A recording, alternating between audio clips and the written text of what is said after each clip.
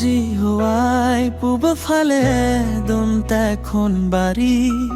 পাতিলে আৰু তাতে তেওঁ নিজে ইমান কৰা মানুহক ৰাখিলে সেই ঠাইৰ মাটিতো ঈশ্বৰ জিহুৱাই দেখিবলৈ সুন্দৰ খাবলৈ ভালেনে থকাৰো জাতৰ গছ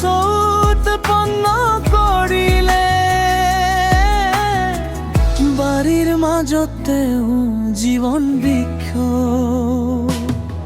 আৰু সমন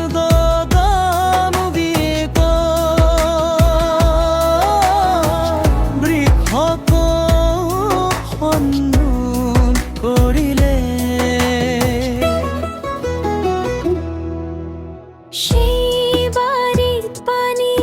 দিবৰ কাৰণে পৰা এখন নদী ওলাই আহিছিল মানুহে খাৰ পাৰা নদীখন চাৰিটা উপনৈত ভাগ হৈছিল ঈশ্বৰ জিহুৱাই মানুহক এই আজ্ঞা দিলে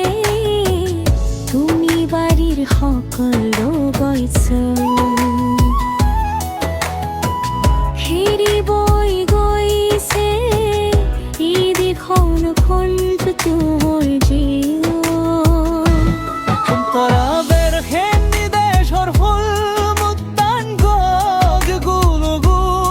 আৰু বহু ৰঙী মূল্যৱান পাথৰ পোৱা যায় কিয়নো যিদিনা তুমি তাক খাবা সেইদিনা অৱশ্যেই তোমাৰ মৃত্যু হ'ব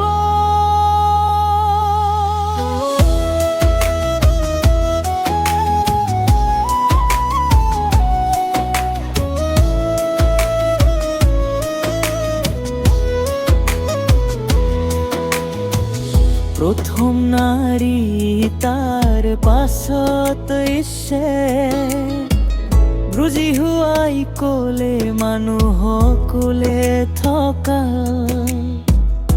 ভাল নহয় মই তেওঁৰ বাবে এজন উপযুক্ত সহকাৰী নিৰ্মাণ কৰি জিহুৱাই মাটিৰ পৰা সকলো প্ৰকাৰৰ জীৱ জন্তু আৰু আকাশৰ চৰাইবোৰ নিৰ্লাৰ কৰি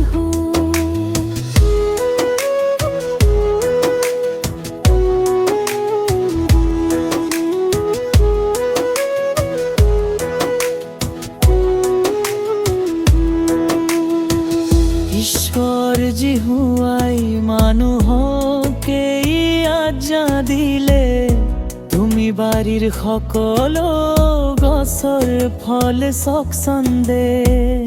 খাব পাৰা কিন্তু ভাল বেয়া বিভাজন দিও তা গছৰ ফল হলে নাখাবা এই যিদিনা তুমি তাক খাবা সেইদিনা অৱশ্যেই তোমাৰ মৃত্যু হ'ব প্ৰথম নাৰী তাৰ পাছত ঈশ্বৰ জিহুৱাই ক'লে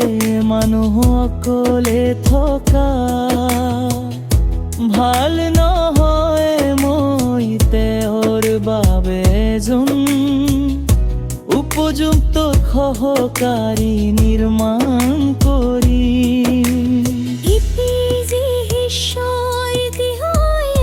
মাটিৰ পৰা সকলো প্ৰকাৰৰ জীৱ জন্তু আৰু আকাশৰ চৰাইবোৰ নিৰ্মাণ